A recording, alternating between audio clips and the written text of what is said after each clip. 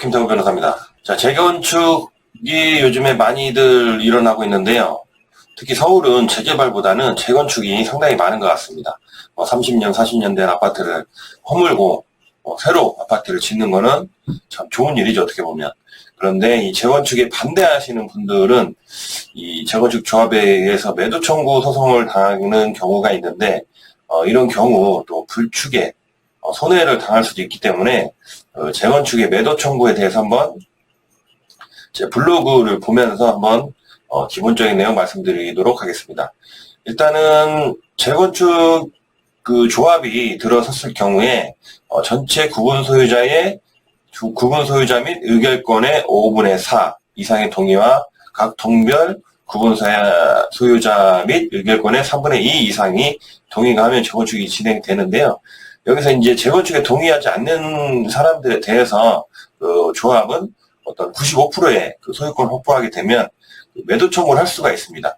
근데 매도 청구라는 것은 어떻게 보면 그 강제적으로 그 건물을 사는 거예요. 원래 매매 계약에서는 상대방이 그러니까 매도인이 팔고 싶은 의사가 있을 때 그 건물 부동산을 파는 건데, 여기서 이제 매도 청구는 강제적으로 팔아라 이렇게 할 수 있는 게 바로 매도 청구입니다. 자, 매도 청구 소송을 당했을 때 대응할 수 있는 방법. 그 중에 이제 첫 번째, 조합 설립 자체가 하자가 있을 수 있죠. 동의율이 미달됐다거나, 그 다음에 동의서가 위조됐다거나, 이런 하자가 있을 때, 그럴 때 그 매도 청구 소송에 대해서 그 전 단계인 조합 설립에 대해서 다툴 수가 있습니다. 그런데 이제 당연히 조합을 설립하는 게 이제 쉬운 일이 아니기 때문에 어느 정도 하자가 있을 수는 있어요. 그런데 이런 조그만 하자 가지고 매도 청구 소송 자체를 다투는 것은 좀 무리가 있고, 여기에서는 그 매도 청구 소송에서 다투는 것은 그 조합 설립의 어떤 당연 무효, 중대 명백해서 당연 무효인 정도의 하자를 입증을 해야 이게 가능합니다. 그 정도는 돼야 의미가 있지, 단순한 하자를 가지고 다투는 것은 어떻게 보면 시간 낭비일 수도 있다는 거 알아두시면 좋을 것 같습니다. 왜냐하면 저희 이제 의뢰인들 중에서 오시면은 조합이 조금 뭔가 잘못한 게 있고 찝찝한 게 있고, 그런 경우 이런 걸 다 트집 잡아서 매도 청구 소송에서 주장을 하고자 하시는 경우가 있는데, 변호사 입장에서 다 들어드리긴 하는데 좀 의미가 없는 경우가 있어요. 굳이 그 정도 하자는 있는데 조합 설립 결의나 이런 부분이 아예 무효가 될 정도의 하자가 아니기 때문에 그런 부분은 초점을 맞추지 않는 게 좋을 것 같습니다. 그 다음에 그럼 가격은 어떻게 해야 되냐? 이제 여기서 그래도 이제 중점적으로 다툴 것은 가격이죠. 어떤 내 아파트가 얼마냐?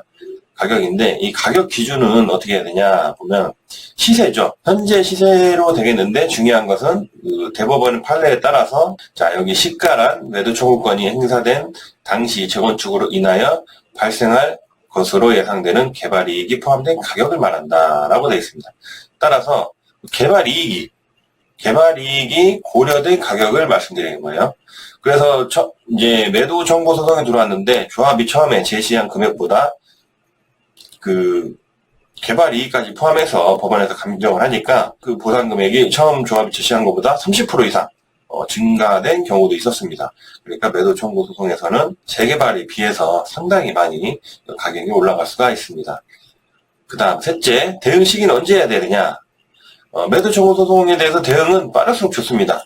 매도 청구 소송 소장을 받았는데 당연히 여기저기 알아볼 수도 있고 물어보러 다닐 수도 있지만, 일단은 가장 좋은 것은 돈을 내고라도 유료 상담으로서 그 전문 변호사, 재개발 재건축 전문 변호사를 찾아가서 상담을 받으시는 게 좋을 거예요. 무조건 좋습니다. 여기 이쪽에 대해서 좀 아는 사람이다. 많이 가시는 게 이제 중위에 부동산 중개사들이에요. 저도 물론 중개사 자격증이 있긴 하지만 아무래도 그분들은 중개에 특화된 분들이고, 매도 청구나 재건축, 재개발 이런 관련된 법적인 질문은 전문 변호사를 찾아가시는 게 정말 좋습니다. 자, 그 다음에 누구한테 해야 되느냐? 당연히 재개발, 재건축 전문 변호사한테 상담을 받고 사건을 의뢰하셔야 되겠죠. 자, 대한변호사협회는 전문 분야 등록제도를 운영하고 있고, 자, 이렇게 인정되기 위해서는 그 3년, 이제 신청일 기준 3년 안에 재개발, 재건축 사건을 30건 이상 처리한 경력이 있어야 됩니다. 이런 경력이 있는 분들에 한해서 재개발, 재건축 또는 뭐 이혼소송, 뭐 부동산, 뭐 손해배상, 형사, 가사 이런 전문 분야 등록증을 주는 거예요. 그렇기 때문에 어느 정도는 실력이 검증됐고 경험도 인정된다고 볼 수 있기 때문에 재건축 매도 청구 소송에서는 반드시 재개발 재건축 전문 변호사에게 사건을 맡기시는 게 좋습니다. 중요한 것은 이제 사건의 이제 디테일이죠. 뭐 소송이라는 게 결국 뭐 이런 말도 있지만 사건 결과는 정해져 있다. 뭐 누가 하냐 똑같다 이런 말이 이제 나오기도 하지만 저도 경험해본 바로는 디테일에서 상당한 차이가 있어요. 이길 수 있는 사건도 실력이 없는 변호사가 하면 질 수도 있고 질만한 사건도 실력 좋은 변호사가 청구 원인을 변경하거나 중요한 건 청구 취지를 좀 손보거나 청구 원인을 이런 손해배상을 했는데 다른 청구 원인, 계약상 청구 원인을 하거나 이런 경우에는 바뀔 수가 있습니다. 왜냐하면 법원은 변론주의 원칙상 그 당사자가 주장한 바대로만 판단하기 때문이죠. 아무리 판사가 이런 쟁점이 있고 이대로 주장을 하면 이길 수 있다, 당사자가 이길 수 있다 하더라도 당사자나 변호사가 주장을 하지 않으면 그 판단을 하지 않습니다. 따라서 변호사의 선임은 정말 중요하다고 볼 수 있습니다. 쟁점이 항소심을 해야 되느냐. 자, 1심에서 소송을 했는데 결과가 마음에 안 들어요. 그러면은 제 개인적 의견은 항소심은 하지 말라고 말씀드립니다.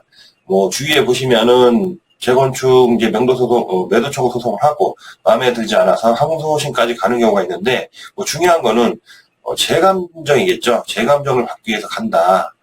이런 이유로 가시는데 보통 항소심에서 제 감정은 받아들여지지 않습니다. 1심 감정이 너무나 터무니없이 명백하게 좀 잘못했다라는 경우가 아니면 항소심에서는 감정을 가지가 않아요. 그렇기 때문에 항소심에서 웬만하면 그냥 하지 말고 1심에서 끝내시는 게 좋습니다. 그 다음에 여기서 하나 빠진 게 있는데요. 반소제기를 말씀드리고 싶은데 보통 매도 청구 소송에서 판결이 나면 피고는 원고액 얼마를 받은과 동시에 어디 아파트 몇 호를 인도할 이렇게 주문이 나오는데 그렇다면은 이 판결 주문에서 조합으로부터 돈을 받고 그와 동시에 이제 재산을 넘겨야 되는데 조합이 돈을 안 주는 경우가 있어요. 판결이 났는데도 불구하고 안 줘도 죄는 아닙니다. 왜냐면 동시 이행 관계니까요. 자, 그런데 이제 이런 경우에 그래도 조합한테서 이자를 받기 위해서라도 반소제기를 하시는 게 나름 유리합니다. 요즘 옛날에는 연 20%였는데 지금은 좀 줄어서 연 12%, 15%였는데 12%로 줄었죠. 적은 돈이 아니기 때문에 조합에 대해서 반소제기를 하셔야 됩니다. 자, 지금까지 그 재개발 매도 청구에 대해서 알아보셨고요. 채팅방이 있으니까 이쪽 채팅방으로 들어오셔서 궁금한 게 있으시면 자유롭게 질문을 주시면 되겠습니다. 감사합니다.